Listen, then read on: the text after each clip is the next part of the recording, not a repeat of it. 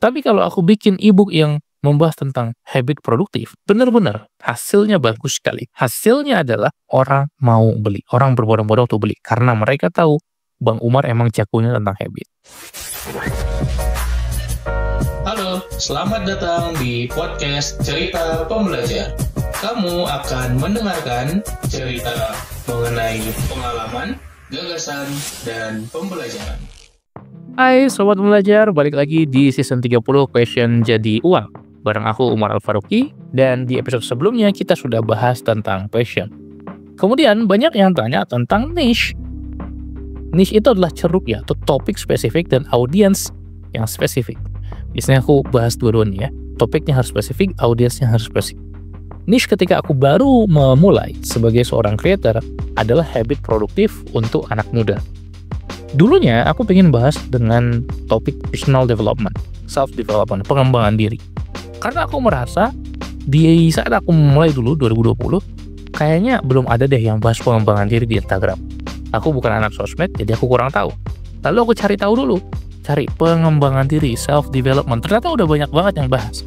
Maka kalau aku bahas pengembangan diri saja, tidak ada hal yang unik dari diri Umar.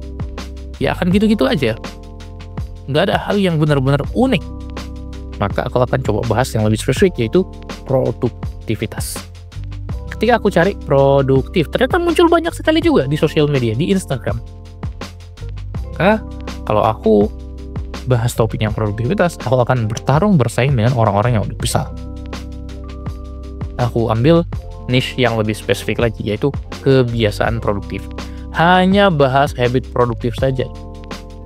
Dan dalam beberapa puluh konten, udah sangat mudah untuk aku dikenal sebagai expert habit produktif di Indonesia. Kenapa?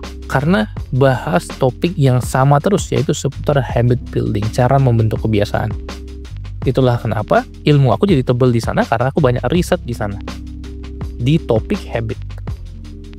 Ketika kita bahas satu topik tertentu, orang akan jauh lebih cepat, lebih mudah mengingat kita punya expertise di bidang apa. Daripada aku hanya bahas umum seputar pengembangan diri, dan ketika aku jual ebook pengembangan diri, kemungkinan nggak laku.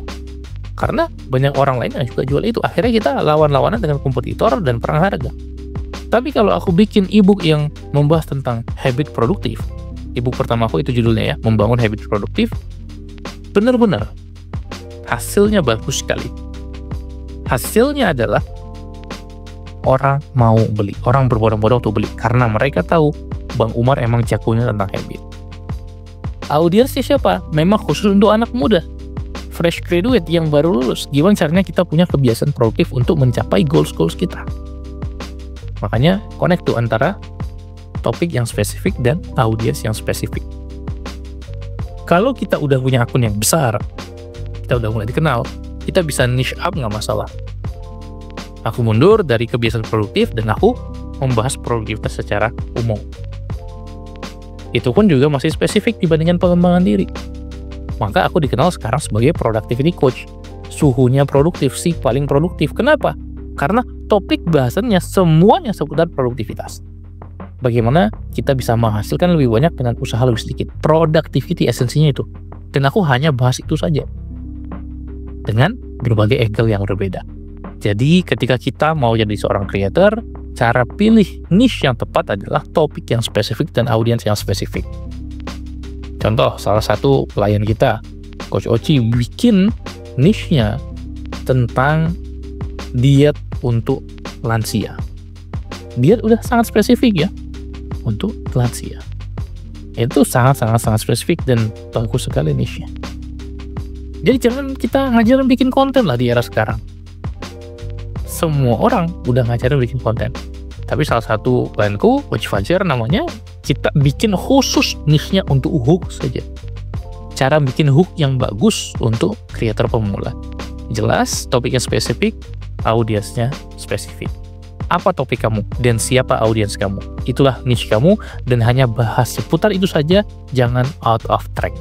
Semoga kamu bisa segera bikin konten yang berkualitas dan monetize menjadi seorang infopreneur yang sukses. Sampai jumpa di episode lainnya. Salam pembelajar.